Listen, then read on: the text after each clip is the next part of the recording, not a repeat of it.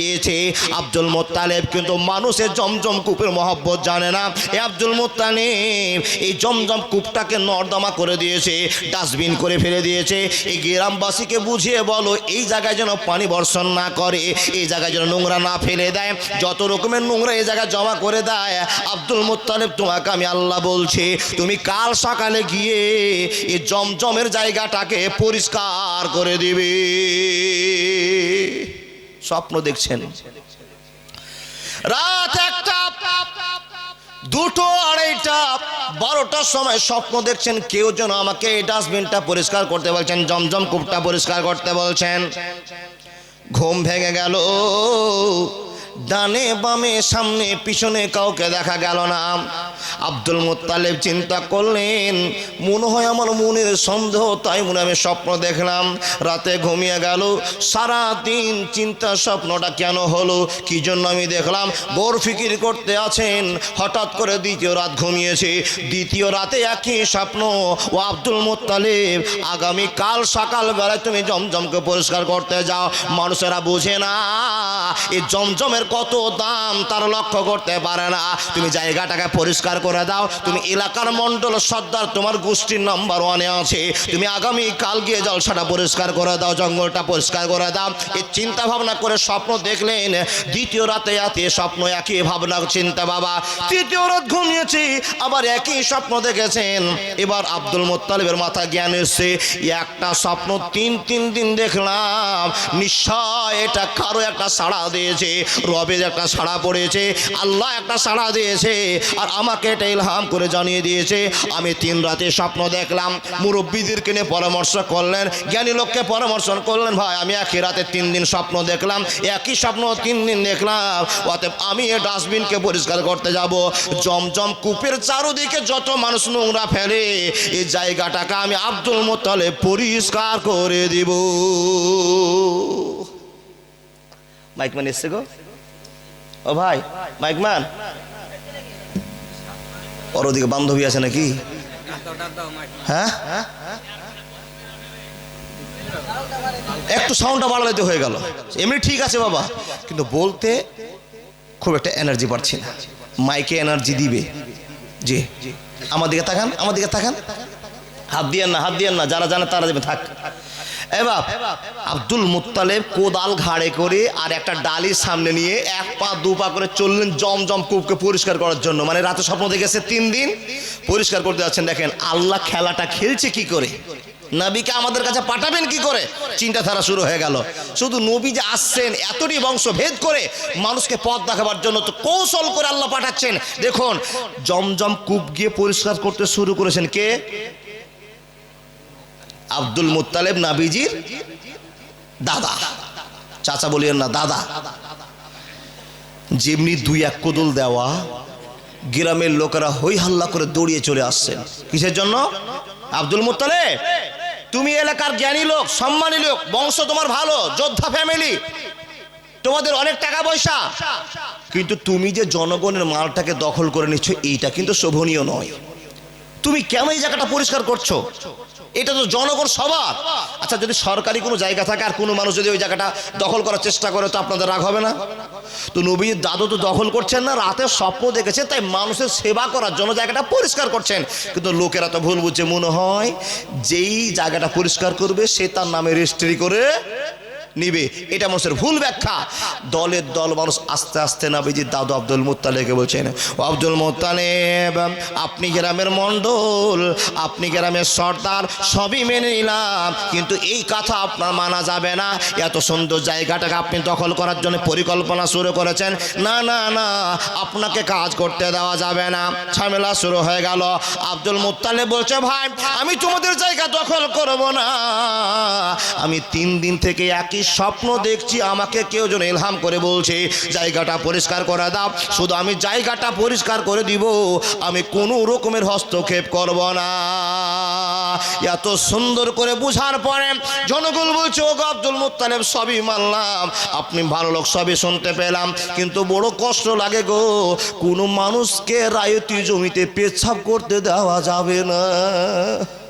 রায়ত জমি বুঝেন না, নিজে যেটা জমি আপনার, ওই জমিতে কোনো লোক যদি পেচ্ছাপ করতে বসে তো ধরে উঠে আরেক জমিতে বসান, খবর তো পেচ্ছাপ করবি না। বলে কেন?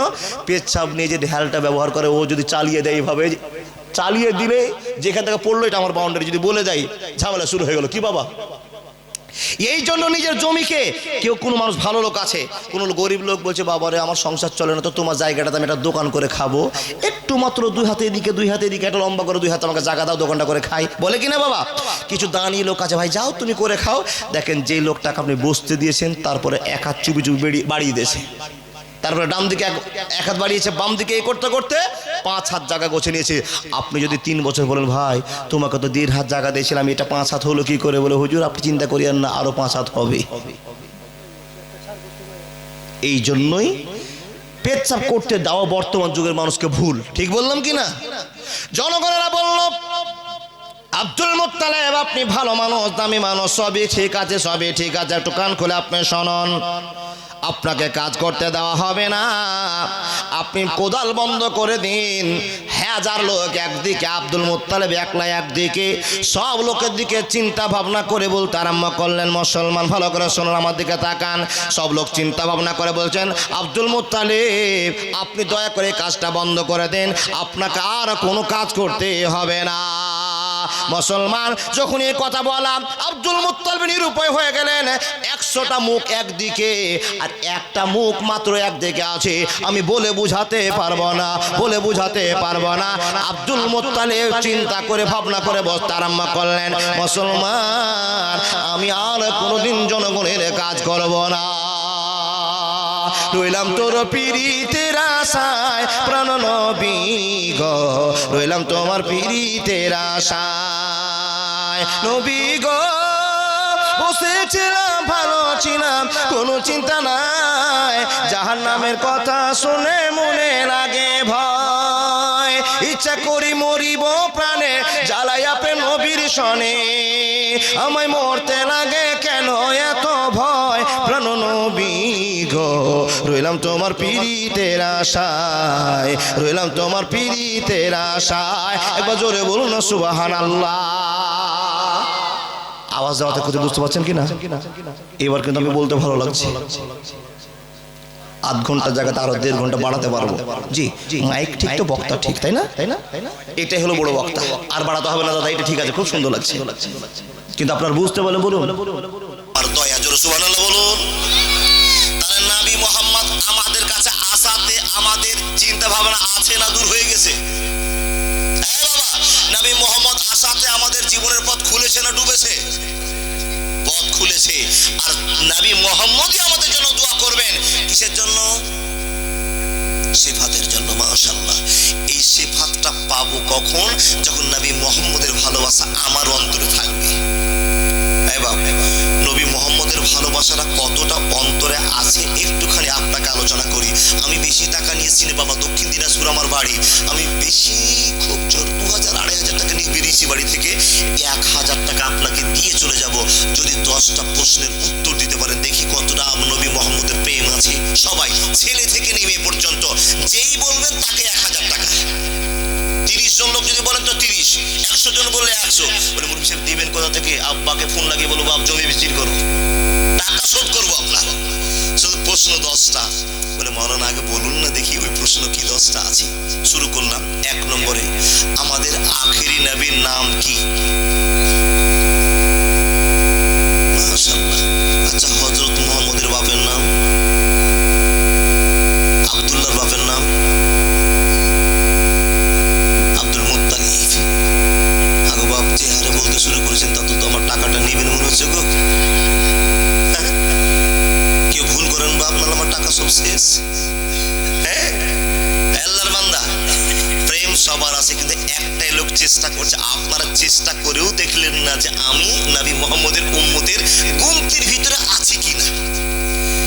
দুটো প্রশ্ন করাতে ঠিক, দ্বিতীয়বারে আটকেছি। নাম্বার 4, আপনারা বলুন আব্দুল মুতাল্লিবের বাপের নাম কি?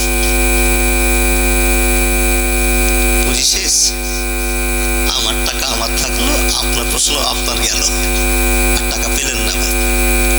তাহলে নবী মোহাম্মদকে আমরা ভালোবাসবো, আর আল্লাহ আমাদের কাছে দয়া করে পাঠিয়েছেন। দয়া করে নবী মোহাম্মদকে দয়া করে আমাদের কাছে পাঠিয়েছেন।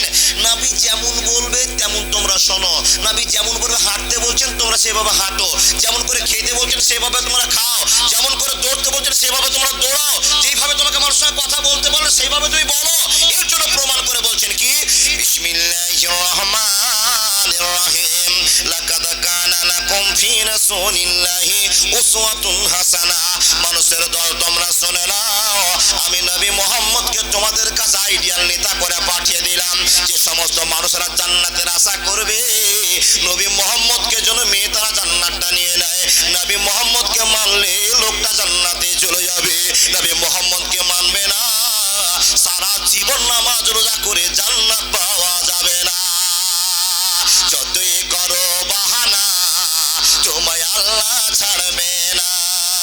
কত হেলে দুলে চলছো ফিরছো নামাজি পড়ছো না। যতই করো বাহানা তোমায় আল্লাহ ছাড়বে না। কত হেলে দুলে চলছো ফিরছো রোজা করছো না। যতই করো বাহানা তোমায় আল্লাহ ছাড়বে না। কত হেলে দুলে চলছো ফিরছো পর্দা করছো না। যতই করো বাহানা তোমায় আল্লাহ ছাড়বে না। একবার জোরে বলুন না সুবহানাল্লাহ। কথা বলতে আরম্ভ করলাম মুসলমান, আপনি আনন্দ করে চলছেন কিন্তু নামাজের মতো ইবাদতটা করা হয় না। আনন্দ করে চলছেন, রমজান মাস সামনে আসে, পেটের যন্ত্রণা শুরু হয়ে গেল। যেমনই রমজান পার হয়ে যাবে তেমনই পেটের অসুখ ভালো হবে। ঠিক বললাম না ভুল বললাম? বন্ধুরা আমার, আল্লাহ রাব্বুল আলামিন বলছেন মহিলার দল, কুল্লিল মুমিনাতি ইয়াগযুজনা মিন আবসারিহিন্না ওয়া লা ইয়াহফাজনা ফুরুজাহুন্না। সুন্দর করে আপনাকে ওসিয়ত করেছে, এ মানুষের দল খবরদার জাহান্নামে যেও না। ইন্না জাহান্নামা কানাত মিরসাদা। এত কিছু বলার পর মহিলাকে শুধু বলা হয়, মহিলারে তোমার সৌন্দর্য কাউকে তুমি প্রকাশ করিও না, একটু ওন্নাটা বড় নাও, একটু মুখটা ঢেকে রাখো, পেটটা ঢেকে রাখো, হাতগুলো কাউকে দেখা যাবে না, বডি দেখা যাবে না। কেন যাবে না? ইন্না জাহান্নামা কানাত মিরসাদা। তোমার বডি যদি কোনো পুরুষ দেখে নেয়, তোমাকে নিয়ে যদি গবেষণা চালু করে দেয়, মুসলমানের বেটি শুনে নাও, কোনোদিন জান্নাতে যাবে না। এত কিছু জানার পরে বন্ধু মানুষ হয়ে উঠতে পারলো না। রব্বুল আলামিন বলছেন, বান্দা আমাকে ভয় করো, নবী মুহাম্মদকে ফলো করে জীবনের ভিতরে জান্নাত কামিয়ে নাও। একবার জোরে বলুন নারায়ে তাকবীর। কথা বলতে আরম্ভ করলাম, মেন কথা হলো বাপ, আল্লাহর নবীকে যে আমাদের কাছে দয়া করে আল্লাহ দান করেছেন, তো কত কৌশল করে দিয়েছেন। দেখুন, আপনার জন্য আমার জন্য কিন্তু জাহান্নাম তৈরি হয়েছে, আবার আল্লাহ খবর পাঠিয়ে দিয়ে বলছে খবরদার জাহান্নামে ঢুকিও না। তাহলে আল্লাহর দয়া কত আছে? বাবা কি বলেন গো? দয়া বুঝতে পারলেন? আল্লাহ জাহান্নাম আমাদের জন্য তৈরি হলো, আবার ফের চুপিসারে আপনাকে বলে দিল, মানুষ খবরদার জাহান্নামে ঢুকিও না। তার কারণ তোমাকে আমি আল্লাহ আদর করে বানিয়েছি, সম্মান দিয়ে বানিয়েছি, লাখ লাখ ফারিস্তাকে দিয়ে সিজদা করিয়ে নিয়েছি, আর তুমি জাহান্নামে চলে যাবে, খবরদার যেও না। যদি চলে যাও জাহান্নামের একটা আযাব সহ্য করতে পারবা না। তাহলে আল্লাহ খবর দিচ্ছেন, সেই আল্লাহ বলছে, তুমি কি জানো হযরত মুহাম্মদকে কত কষ্ট করে আমি আল্লাহ তোমাদের সামনে নেতা করে পাঠালাম? আল্লাহ নবী মুহাম্মদকে আমাদের সামনে পাঠিয়েছেন, তো কত কৌশল করে পাঠিয়েছেন একবার আপনি শোনো। নবী মুহাম্মদের দাদুর নাম কি বললেন গো? 1 মিনিট বলুন। নবীর দাদুর নাম আব্দুল মুতাল্লিব। লোকটা কেমন এই বর্ণনা করে টাইম শেষ হয়ে যাবো বাপ।